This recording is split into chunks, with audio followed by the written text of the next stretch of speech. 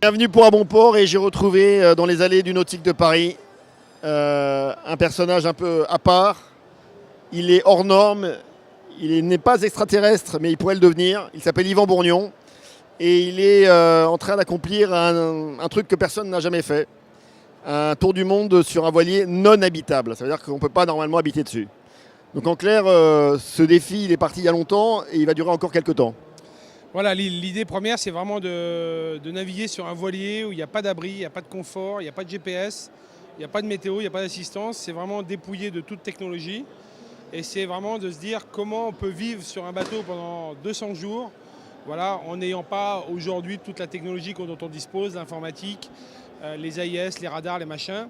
On a vu récemment que dans la route du Rhum avec Thomas Coville et puis récemment avec Vestas, qu'il y avait quand même une limite sur la technologie et l'informatique.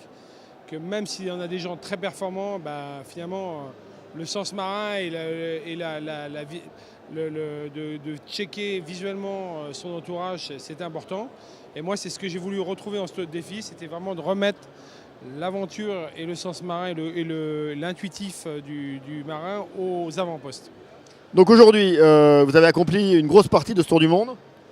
Pour l'instant, donc 80% du parcours a été réalisé entre les Sables d'Olonne et le Sri Lanka, en réalisant déjà quasiment la traversée des 3 océans, 25 000 milles de parcouru. Il ne reste aujourd'hui que 6 000 milles à terminer pour que la boucle soit complète. Donc entre le Sri Lanka et les Ouistreham, qui vient d'annoncer qu'elle sera ville d'arrivée du défi, de ce défi. Alors pourquoi la Normandie, pourquoi Ouistreham? J'ai déjà été marié avec une Normande et puis donc beaucoup d'affection avec la Normandie. Puis surtout, ils ont envie de faire vraiment un vrai événement de cette arrivée. Ils mettent des moyens importants. Il y aura 20 000 personnes à l'arrivée. Il y aura beaucoup de monde sur ces anciennes plages du débarquement. Donc voilà, on peut imaginer un truc, quelque chose d'exceptionnel à Ouistreham. Voilà, et puis mon but aussi dans mon défi, même si je suis tout seul sur mon bateau, c'est de partager l'aventure avec le plus grand nombre. Et là, du coup, on sera servi, quoi. Alors justement, revenons un peu sur cette première partie, enfin les 80% de ce tour du monde. Un truc de fou, vous avez tout vécu, vous avez tout connu, vous avez tout vu, tout ressenti, tout expérimenté, le pire comme le meilleur. Effectivement, j'ai vécu des choses très extrêmes, comme notamment des chavirages à 2 reprises au milieu de l'Atlantique. Et puis j'ai été blessé, et puis il m'est arrivé des tempêtes incroyables. Mais voilà, tout n'est pas terminé. Je pense que même sur les 20 derniers pourcents du parcours, avec notamment les pirates entre le Sri Lanka et les Djibouti, qui sont quand même redoutables encore, entre la mer Rouge, où il y a encore des bateaux qui ne sont pas éclairés, qui naviguent la nuit, et sans radar, ça peut être très compliqué de naviguer dans un champ de mines aussi compliqué que la mer Rouge. Donc voilà, c'est pas le moment de se relâcher, il reste juste, c'est la dernière ligne droite, mais voilà, il va falloir rester concentré, et la moindre erreur sera sanctionnée, quoi. Alors justement là, vous avez parlé de naufrage, de chavirage, et d'autres mésaventures. Concrètement là, vous étiez dans quelle situation? Vous avez cru que la dernière heure arrivait? Ouais, clairement, à 3-4 reprises, effectivement, autant j'adore la tempête, autant je trouve ça exceptionnel de pouvoir vibrer pendant une tempête, de mener ce bateau, parce que finalement quand il y a la tempête sur un gros bateau, on peut affaler les voiles et s'enfermer dans une cabine et se protéger. Là c'est tout le contraire qui se passe, il faut être sur le pont, c'est la guerre, il faut se mettre sur la barre, sur les amarres, sur les bouts, et on vit la tempête vraiment dans l'instant, il faut trouver des solutions. Et c'est clair qu'il y a eu des moments de doute, hein, je ne veux pas dire le contraire. Quand j'arrive dans la barrière de corail en Australie, qu'il y a la tempête, que c'est la nuit, que je ne sais pas où je suis, et que je me dis, c'est là, si je me fracasse dans la barrière de corail, c'est la dernière heure pour moi. Là, j'ai douté. Toute la nuit, j'étais là à écouter la barrière en me disant, est-ce que je ne vais pas me fracasser? Et puis le matin, tout d'un coup, la barrière au lever du soleil qui apparaît devant moi, là, je me suis dit que j'avais la bonne étoile avec moi, quoi. Et donc le bateau là, pour ceux qui ne connaissent pas l'aventure, c'est vraiment un tout petit bateau. Alors c'est un catamaran de 6 mètres qui ressemble à un Hobbycat mais un peu plus costaud et vraiment qui est dépourvu de tout confort. Il y a juste 2 coques et un trampoline. Il y a 2 petites ailes qui me permettent, en fait, ce sont des bancs comme des bancs publics, qui me permettent de m'allonger dessus. Et voilà, et effectivement, dès qu'il y a une vague, c'est la vague dans la figure. Dès qu'il y a du soleil, c'est les UV sur le visage. Donc du coup, quelques insolations sévères. Et voilà, ma seule protection, c'est ma combinaison que je porte. Comment vous faites pour dormir et éventuellement pour vous nourrir? Alors pour dormir, c'est ce qu'on fait sur les routes du Rhum ou les Transat Jacques Vabre, mais c'est du coup encore plus court, c'est plutôt 3, 4, 5 minutes de sommeil. Donc il faut vraiment apprendre à dormir très rapidement, profond, et puis se réveiller au moindre faux mouvement du bateau. Et c'est vrai que c'est du coup plein de micro-siestes comme ça répétées. Et parfois, quand il y a carrément des conditions extrêmes comme au près, là je peux carrément pas dormir. Et Dieu sait si moi je m'endors facilement sur un bateau. Mais c'est tellement violent les secousses, on se fait tellement malmener que ça tape tellement fort que même après 4 jours de fatigue, je m'écroule au bout d'un moment, mais je fais des hallucinations et là c'est dangereux, quoi. Et alors justement, pour être clair, vous avez encaissé des chocs, des coups. Physiquement, vous avez été complètement lessivé, mal partout. C'est clair que quand je me fais une hernie discale suite à l'échouage, en fait les hernies discales c'est aussi le résultat de tous les efforts et des chocs, quoi. Quand tu te prends un choc comme ça violent à chaque seconde de navigation et que ça dure 150 jours, on peut imaginer ce qu'encaisse le dos.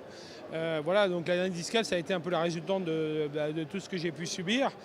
Et voilà, mais du coup maintenant je me suis refait une santé, c'est la magie du corps humain, c'est qu'on arrive à réparer les blessures, on arrive à se remuscler la colonne et à envisager de repartir, quoi. Quels sont les moments que vous avez ressentis comme ceux, a priori, qui ont été les moments de bonheur totaux, là où vous avez le plus vibré sur le bateau? Quand je pars des Galapagos, c'est que j'ai entre 15 et 30 nœuds de vent, et que mon bateau casse pas, et que je suis là sur les vagues à surfer toute la journée. Mais j'étais comme un gamin, quoi. J'ai l'impression qu'il était à faire une régate où c'était le bord de vent arrière, sauf qu'il ne s'arrêtait jamais, il durait 3 semaines. Là, j'ai pris un pied total. J'ai eu des couchers de soleil de malades, des dauphins, des baleines, des tortues. Voilà, là j'ai compris pourquoi je vivais ça. Et puis après, les arrivées aussi et des accueils phénoménaux. Moi, ce que j'adorais, c'était de prévenir personne, d'arriver. Et puis là, les gens, ils te demandent, vous arrivez d'où? Là, tu dis des Sables d'Olonne. Alors quand tu arrives au Vanuatu et qu'on te dit, tu fais comprendre aux gens que tu arrives en fait, de France, d'Europe et tout, les gens, ils hallucinent complet. Et du coup, ils ont envie de t'aider, ils sont là. Il y a la grand-mère du village qui vient avec sa machine à coudre sur le porte-bagages du vélo et qui est prêt à réparer la voile. Et tout le monde veut donner son coup de main, veut mettre la main à la pâte pour que le défi continue, pour que ça avance d'un pas. Et c'était ça mon défi. C'était finalement pas un défi, c'était 15 étapes, 15 défis différents et à chaque fois une histoire incroyable. La nourriture, l'alimentation, comment ça fonctionne sur un bateau aussi petit? Vous avez quoi comme avitaillement?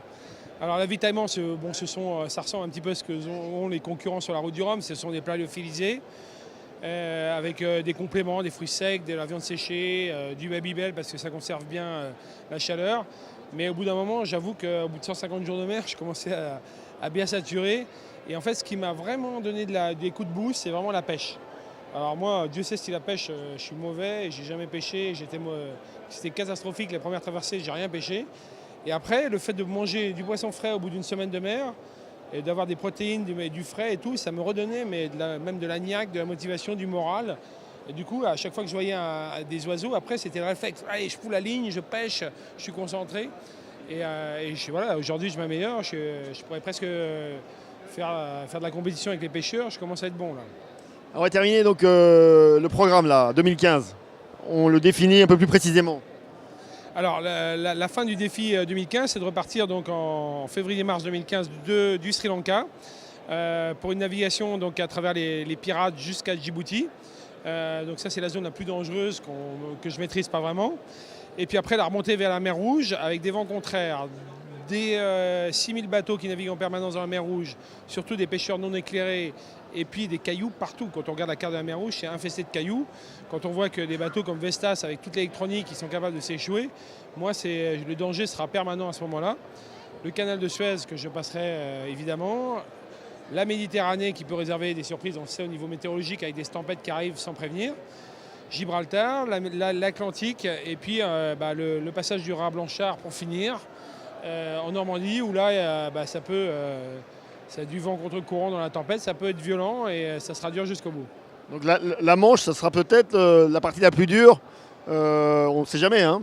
On le sait, hein, les marins, le nombre de marins qui ont dit, départ de la Transat Jacques Vabre ou de la route du Rhum, qui ont dit Voilà, le plus dur, c'est là, c'est le golfe de Gascogne, c'est la Manche et tout. Et après, ça sera le tapis roulant. Bah, moi, ça ne va pas être mon départ, ça va être ma fin. Donc, vraiment, je n'ai pas le droit de me déconcentrer tant que la ligne d'arrivée n'est pas franchie, quoi. Eh bien, Yvan, on vous souhaite évidemment d'arriver jusqu'à Ouistreham, donc dans le Calvados. Il faut préciser que c'est le département du Calvados. Eh bien, on essaiera de vous accueillir là-bas. Et on vous souhaite le meilleur et surtout de profiter de cette dernière partie de ce Tour du Monde, de ces derniers 20%. Merci Yvan Bourgnon, on se retrouve très vite à bon port pour de nouvelles aventures. Au revoir.